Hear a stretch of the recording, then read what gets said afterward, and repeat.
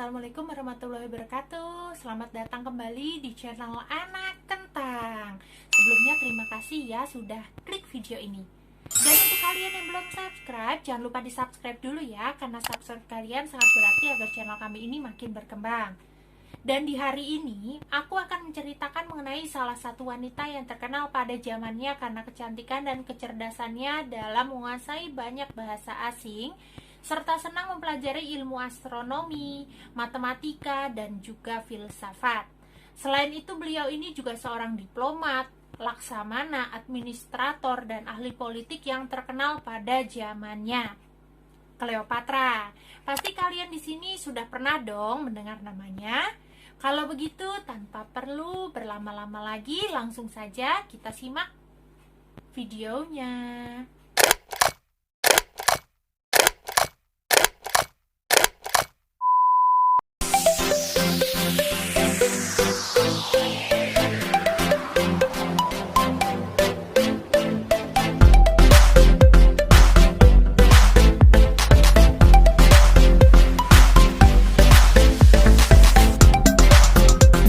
Cleopatra VII di Pilopatora merupakan anak kedua dari 5 bersaudara yang lahir pada permulaan tahun 69 sebelum Masehi.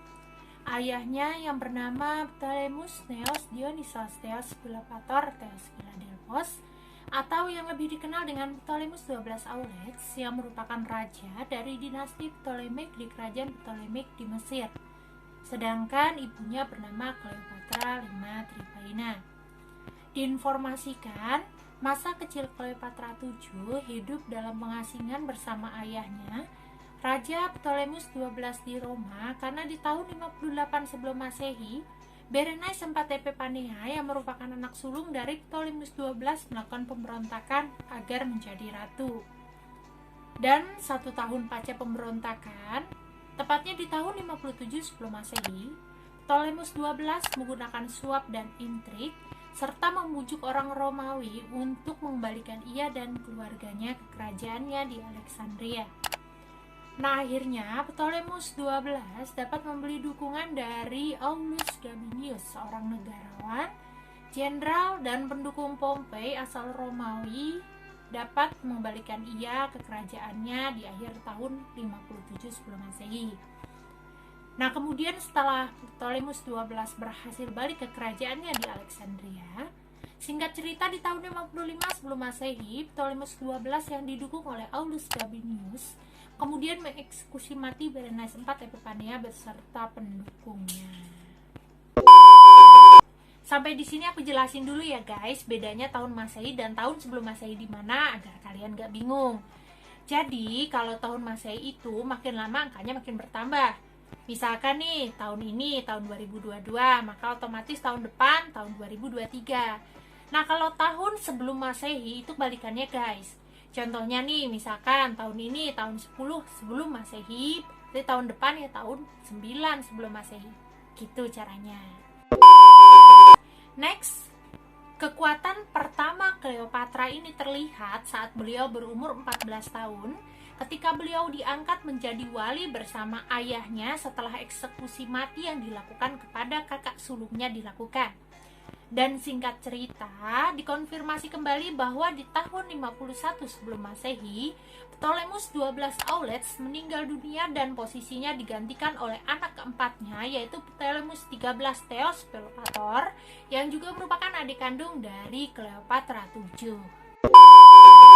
Nah, di sini aku jelasin dulu ya guys mengenai silsilah keluarga dari Cleopatra VII di Philopatora.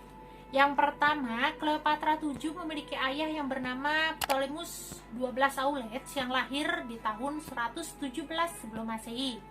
Sedangkan ibu kandungnya bernama Cleopatra V Tripaina. Nah, Cleopatra VII ini juga mempunyai ibu tiri yang bernama Cleopatra VI Tripaina. Selanjutnya, Cleopatra VII merupakan anak kedua dari 5 bersaudara yang terdiri dari 3 perempuan dan 2 laki-laki, di mana saudari pertamanya bernama Berenice IV Epiphania yang lahir di tahun 77 sebelum Masehi dan meninggal di tahun 55 sebelum Masehi dengan cara dieksekusi mati oleh ayahnya sendiri karena melakukan pemberontakan. Nah, yang kedua ini Cleopatra 7 Tibelopatora yang lahir di tahun 69 sebelum Masehi. Kemudian, 1 tahun setelahnya, di tahun 68 sebelum Masehi, lahirlah saudari tirinya yang bernama Arsinoe IV yang lahir dari Cleopatra 6. Nah, setelah itu, di tahun 62 sebelum Masehi, lahir lagi saudara kandung Cleopatra 7 yang bernama Ptolemus 13 Theos Philopator. Dan terakhir, ada si bungsu Ptolemus 14 yang lahir di tahun 59 sebelum Masehi, dan beliau ini juga merupakan saudara tiri dari Cleopatra 7. Sepeninggal ayahnya, Ptolemus 13 Theos Philopator yang akhirnya menggantikan ayahnya untuk menjadi raja kerajaan Mesir di umur yang baru menginjak 11 tahun. Dan di dalam tradisi Firaun saat itu, tujuan dari pernikahan adalah untuk menjaga garis keturunan bangsawan semurni mungkin. Maka dari itu, Ptolemus 13 akhirnya dinikahkan dengan kakak kandungnya Cleopatra 7 saat di usianya yang baru menginjak 11 tahun. Sedangkan kakaknya si Cleopatra 7 ini umurnya juga baru 18 tahun. Nah, kemudian setelah menjadi raja, Ptolemus 13 menyadari bahwa kekuasaannya dibayangi oleh Cleopatra 7. Karena Cleopatra 7 ini kan pengalamannya juga lebih banyak nih guys. Pertama, pernah jadi senator, beliau juga pernah jadi diplomat, dan juga menguasai beberapa bahasa yang membuatnya lebih unggul saat melakukan pertemuan dengan negara lain, karena Cleopatra 7 udah gak perlu penerjemah lagi. Dan karena rasa cemburu dengan kepopuleran sang kakak itulah, akhirnya di tahun 48 sebelum Masehi, Ptolemus 13 memicu perang saudara dan berusaha untuk mengusir Cleopatra 7 dari Mesir. Hal yang dilakukan oleh Ptolemus 13 dalam mewujudkan keinginannya untuk mengusir Cleopatra dari Mesir adalah bersekutu dengan pemimpin Romawi, Pompey Magnus, yang tengah berperang melawan Julius Caesar. Ketika dikalahkan oleh Julius Caesar dalam pertempuran Pharsalos, Pompey melarikan diri ke Mesir untuk meminta perlindungan. Tapi karena Ptolemus 13 ingin mengambil hati Julius Caesar, maka dengan teganya Ptolemus 13 menyuruh orang untuk membunuh Pompey Magnus saat Julius Caesar sudah sampai di Alexandria dalam rangka mengejar Pompey Magnus. Dan setelah peristiwa itu, selaku konsuler Republik Romawi, Julius Caesar berusaha mendamaikan Ptolemus 13 dan Cleopatra 7. Tapi penasehat utama Ptolemus 13 menilai syarat-syarat perdamaian yang ditetapkan oleh Julius Caesar lebih menguntungkan pihak Cleopatra 7. Dan akhirnya, Ptolemus 13 bersama bala tentaranya yang dikuasai oleh Arsinoe IV dikerahkan untuk mengepung Julius Caesar dan Cleopatra 7 di istana Alexandria. Nah, aksi pengepungan ini berakhir setelah tiba bala bantuan dari Pergamon dan Yudea pada awal tahun 47 sebelum Masehi. Singkat cerita, Ptolemus 13 selalu dinyatakan tewas saat mencoba melarikan diri dari kejaran pasukan Romawi di tanggal 13 Januari tahun 47 sebelum Masehi akibat tenggelam di Sungai Nil. Sedangkan Arsinoe IV dihukum menjalani pembuangan di Efesus. Dan akibat dari kepung-pung ini, perpustakaan yang terkenal di Alexandria terbakar. Setelah kematian Ptolemus 13 Theos Philopator, Ptolemus 14 yang merupakan anak laki-laki terakhir dinobatkan oleh Julius Caesar yang saat itu telah menjadi diktator Republik Romawi untuk menjadi penguasa tanah Mesir bersama dengan Cleopatra 7.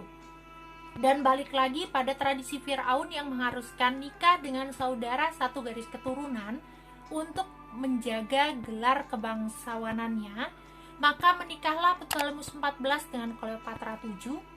Tetapi di saat yang bersamaan, Cleopatra 7 dan Julius Caesar juga menjalin hubungan spesial sampai menghasilkan seorang putra yang diberi nama Kaisarion.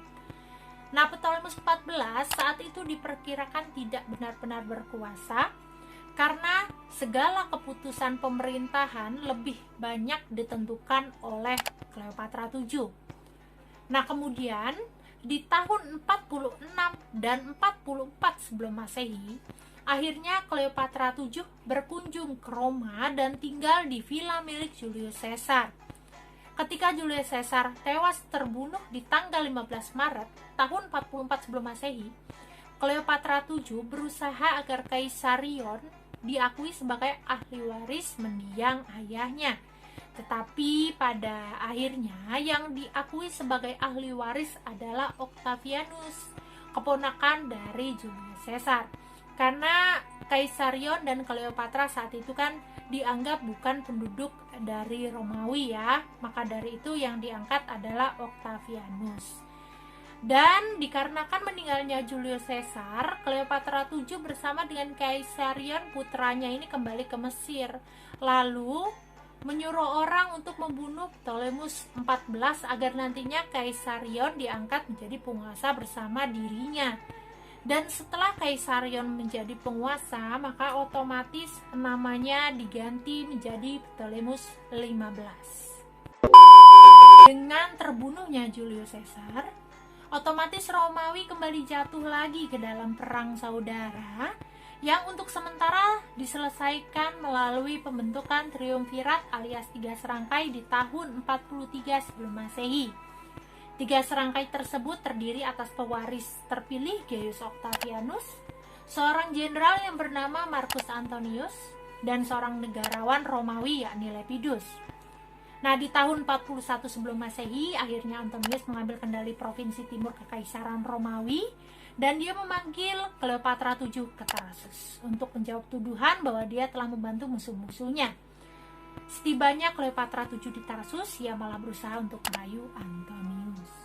Dan atas kejadian tersebut, Cleopatra VII dan Marcus Antonius akhirnya menjalin hubungan asmara sampai akhirnya menikah dan membuahkan 3 orang putra-putri, yakni pasangan kembar Alexandros Helios dan Cleopatra Selene II, serta Ptolemus Philadelphos.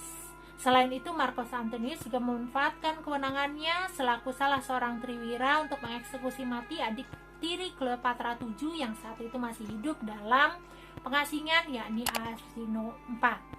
Dan akibat dari pernikahan mereka ini justru menjadi penyebab terjadinya skandal di Roma. Karena saat itu Marcus Antonius dianggap telah menikah dengan orang asing. Kemudian skandal itu dimanfaatkan oleh saingannya yaitu Octavianus sebagai propaganda dan menuduh Antonius telah berkhianat dari kerajaan Romawi dan memicu perang. Puncaknya pada tahun 32 sebelum Masehi, kerajaan Romawi menyatakan perang terhadap Cleopatra VII dan kerajaannya. Sayangnya, dalam perang tersebut Cleopatra VII mengalami kekalahan sehingga dia dan suaminya pun terpaksa kabur ke Mesir. Kaburnya Cleopatra VII ke Mesir nyatanya tidak membuat keduanya aman. Octavianus dan tentaranya mengejar Marcus Antonius serta Cleopatra ke Mesir. Dan ketika pasukannya sudah sampai ke Alexandria, dikabarkan pasangan tersebut memutuskan untuk bunuh diri dengan cara menusuk perutnya sendiri untuk Marcus Antonius. Sedangkan untuk kematian Cleopatra VII awalnya dipercayai mati bunuh diri dengan menggunakan racun ular kobra. Tapi penelitian terbaru mengatakan Cleopatra VII tidak mati karena gigitan ular, melainkan meminum koktail yang sudah dicampur dengan racun hemlock air, wolfbane, dan opium yang membuatnya meninggal dalam keadaan tertidur. Akibat dari kematian Cleopatra VII dan Marcus Antonius, maka otomatis Octavianus diangkat menjadi Kaisar Romawi pertama pada tahun 27 sebelum Masehi dan dikenal dengan nama Kaisar Augustus. Dan atas perintah Octavianus, putra Cleopatra VII yang bernama Kaisarion atau Ptolemus XV, saingan Octavianus selaku ahli waris dari Julius Caesar, akhirnya dibunuh juga di Mesir. Dan kematian Cleopatra VII ini menandai berakhirnya zaman Helenistik dan kedaulatan Wangsa Ptolemus atas tanah Mesir, sekaligus juga menandai bermulanya zaman penjajahan Romawi di Mesir. Nah, sekian dulu untuk video kali ini. Terima kasih banyak ya untuk yang sudah menonton. Kalau kalian suka videonya bisa klik tombol like-nya dan jangan lupa komennya di bawah serta saran-saran untuk video selanjutnya. See you on next video. Bye bye.